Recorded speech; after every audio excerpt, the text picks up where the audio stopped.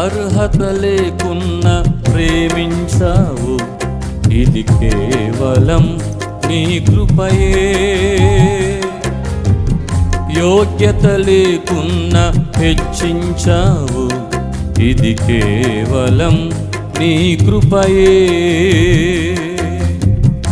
అర్హత లేకున్నా ప్రేమించావు, ఇది కేవలం నీ కృపయే.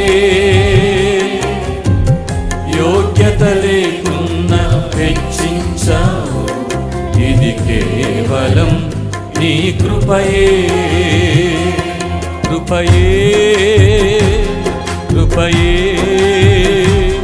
నేనేమై ఉన్నానో నీ కృపయే. కృపయే కృపయే నే బ్రతికి ఉన్నా